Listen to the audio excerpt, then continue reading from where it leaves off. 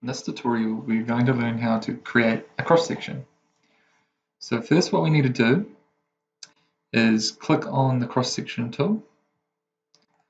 Sorry, it's called the section plane tool. Click on that and you'll get a plane. As you hover over the surfaces of your SketchUp model, it will transform it into into a green, red, or blue plane. You can also use your arrows on your keyboard to lock it in those planes. So I'm using the right arrow to lock it in the red axis. Then I'm going to come here through the window a little bit and click to create the cross section. Next, what I need to do is give my cross section a name.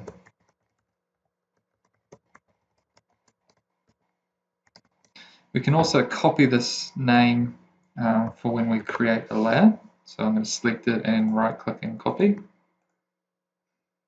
And once you've done that, what you can do with a section plane is you can right click on it and create a group from slice.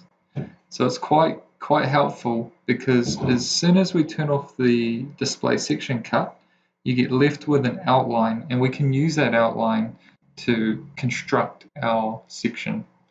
So I'm now going to turn off the display of the sections and I'm left with my selected outline. If we click on the plus button of the layers, we can now right click and select paste, and it's now called cross section AA. And while it's selected, we can now drop down and move that group onto the cross section AA.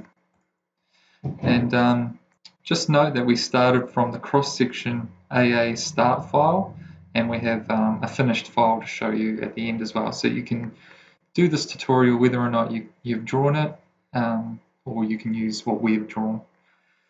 Next, what I need to do is turn off the other layers. So I'm going to turn off the 3D furniture, 3D windows. I'm going to turn off the deck, and the deck isn't on the correct layer, so I'm needing to select the deck and move that onto the deck layer.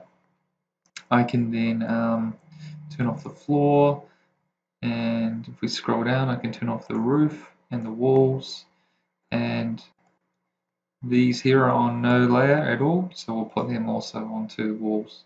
So we're back down to just what we need.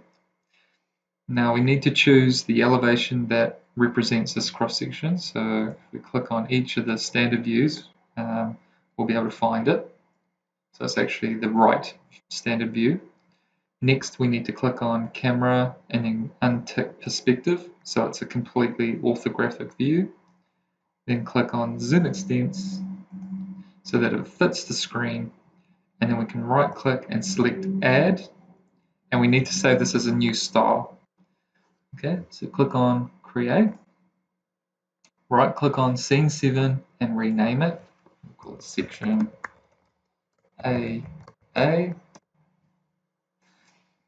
Okay, so whenever we create a group from slice, it's quite nice. If you double click on the group, you can see it actually remembers the groups that are in SketchUp as well. So the floor is a group, the deck is a group. So it's created groups from the groups that you had previously constructed. If I double click on this group here, you can see that's the furniture that was in there. So we don't actually need furniture, we can delete that. Okay, so I want to create my floor. So I could double click on the floor group, select the top edge and get the move tool. And then I could copy that down with 20 millimeters. Okay.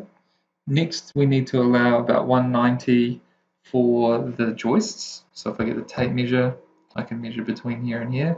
And that's 235. So we're going to select that and then move that up. Actually, we'll do a guideline from here. So tape measure, go down 190, and we just need to then move that line up until it reaches the guideline. And what's really cool is we can create components that can be labeled in layout,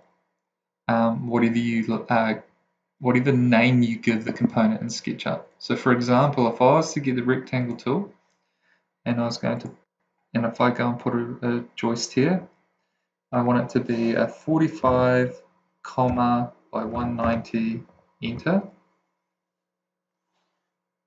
Okay.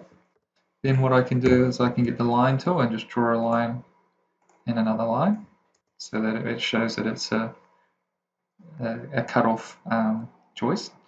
I can now select that, right click on it, and I can then select Make Component. So I could give it a name called 190 by 45 SGA H1.2 joist. Then I could give it a description. Okay, so I've quickly added that in there and just paused while I did it. So you give the definition a name, and that's going to be the component name. Then you give it a description. So the description is what can be transferred into layout. Next, you need to set a component axis. And I always like to do the center point of components, or for details anyway. So you click on the center point and go to the right along the red, and then just click, click until it's set. And then you can now select replace selection with component. If that's not ticked, it won't replace what's selected with a component. Then click create. So you can build up a large library of components or details that you can then just bring in time and time again into SketchUp. So if I right click on that, I could select Save As.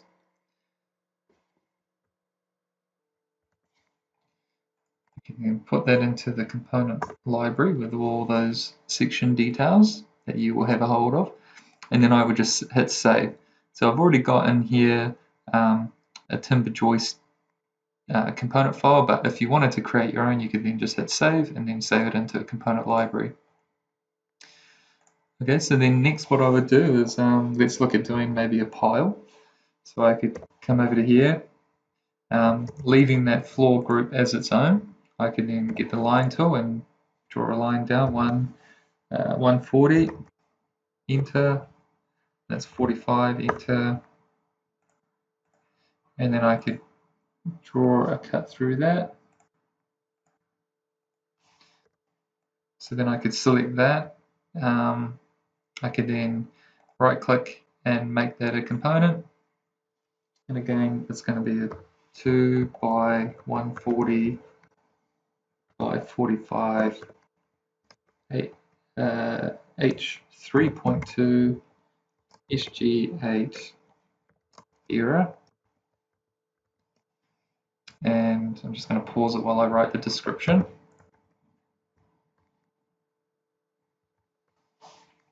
Okay, now I'm going to click create. I'm now going to edit the component and make the internal items a group so that I can then just make it a double bearer.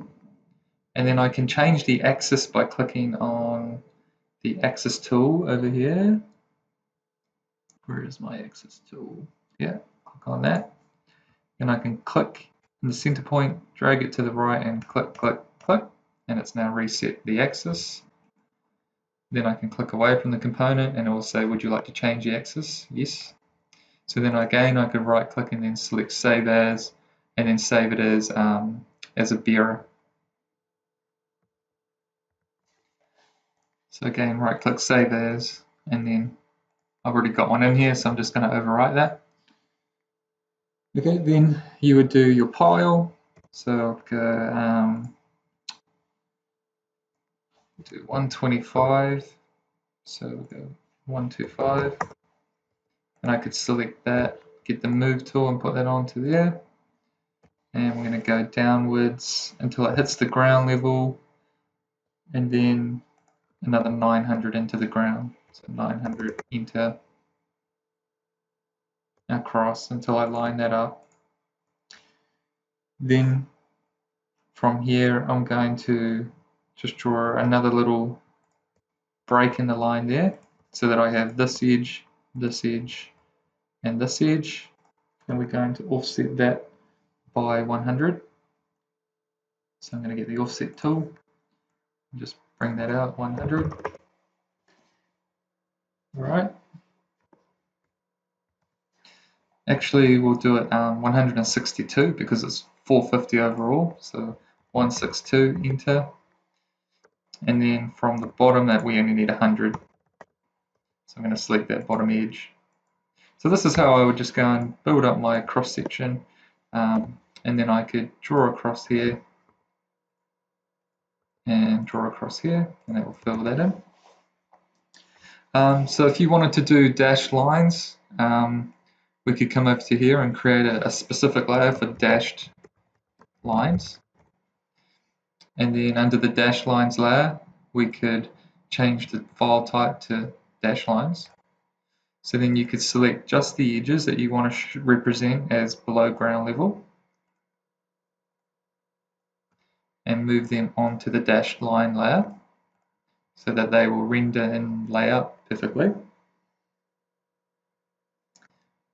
Alright, and then what you might do is you might say, okay, well, this is actually going to be a complete pile, and you might want to just go make component, set the components axis, and we're going to call it an anchor pile.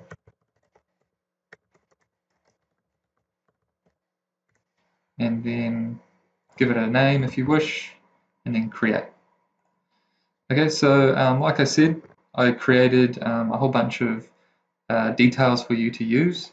So from the library that I've given us, we can go File Import and go to SketchUp Components, Cross Section A, and then if you search, for example, Pile,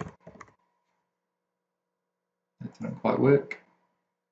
It should be here. Okay, 125 by 125 pile is what I actually called it. Import, and it is there. It's just that it's on a bit of an angle. Or if we go File Import, we can zoom in and just have a look at the details. So we've got the anchor pile there. Import. We can now put that onto maybe there, and we can get the rotate tool and just rotate that downward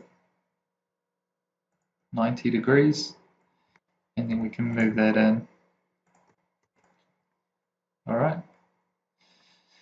So I'm just going to now skip over to a finished cross section. So if we go down to the bottom here, you can see I've gone through and completed the cross section. So I've got different components for each of the different piles. I've got the anchor pile there. I've created the baseboards as well. So over here, this one here is a particular component, so that will be labeled up. So once you've gone and done that, and you've completed your cross section, we can now import this into layout. So if we go to layout, we're going to go to File, Insert, and we're going to insert the finished cross section. Okay, so click Open, and it will come through. So the scale that we want to use under the SketchUp model is 1 to 50. All right, so that's now looking good. And we need to set the vector lines to, sorry, the raster imagery to vector or hybrid. So vector is probably fine for what we want to do because there is no colored textures that we need to use, and it will now give it perfect lines. If the thickness of your line is too much for you, you can go to Styles and you can drop that down, and you can say, okay, maybe I want 0.4 for the thickness, or even 0.2. So it's up to you how fine you want to produce your cross section. And again, it's always a good rule of thumb just to reduce the SketchUp viewports box just to make it a bit smaller. Okay, so by creating components in SketchUp with text associated with it already, we can now get the text tool. So we get the leader text tool.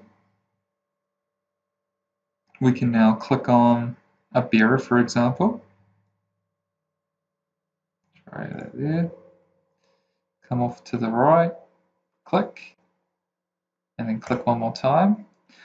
So you can see we can use the component definition Or if we drop down, we can use the component's description, which is even better, because that will have the note, the full note for that component. So when I click away, you can see it's now given it that name.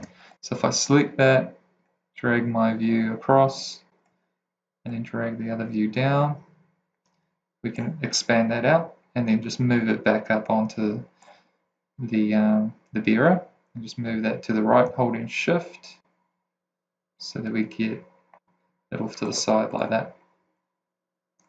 Okay, let's do one more. So if we go to the leader text again, we can click on a wall, bring that out, touch the point that you want to reference to line it up, click, click. I accidentally nudged it when I clicked, so I'll just try that again. So texture, and click on that, touch the endpoint, come up, click, click. No, I nudged it again, and then we're going to drop down and component description, click away, and it will give it that name. Alright, so it's your turn to try adding in the notes that we've got. And then of course, if it's not a component and you just want to make your own note, you can always just click on the label text, and then you can just click to begin, bring it out, and then just start typing. So I'm just going to pause it while I finish off the rest of the notes, and then we can carry on.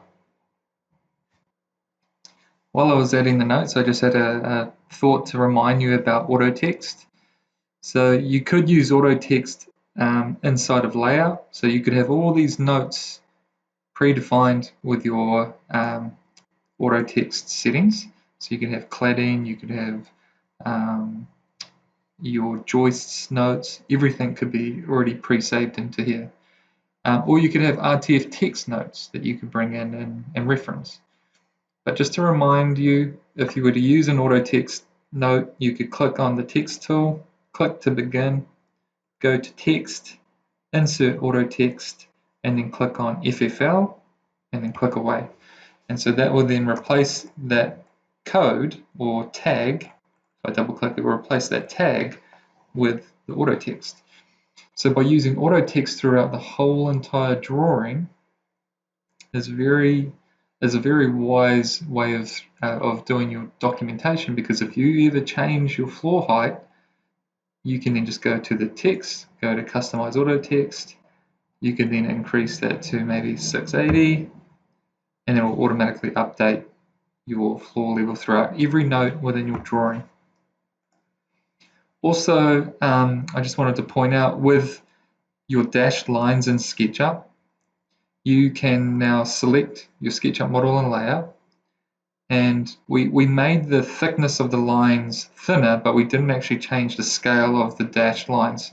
So we could actually drop that down to, let's say, 1.5 or 0.75, and you can see that just adjusts the dashed line weight inside of layout. So you can now do that with SketchUp 2019. Okay, so we're just going to pause again and finish off the rest of the notes. Alright, so the last things to do on the cross section is we're going to grab our little detail symbol. We can place that over there. We can use our arrows to just nudge that up and down and left and right. You can also right click on that and select Arrange Bring to Front. And we can double click on it, and our first details on what's going to be our first detail, and it's sheet number 10. We can go and grab another one over here. And again, using your arrows, you can place that, right click, arrange, bring to front, double click. It's going to be detail number 2. That's going to be on sheet 10 also. Okay, so with your template, I've created these little symbols for you to use, but you can also create your own symbols if you would like elevation symbols or page symbols, like the name of the drawing. All you need to do is draw it out, like I've done here, and then select File, Save as Scrapbook, and you then can create your own scrapbooks.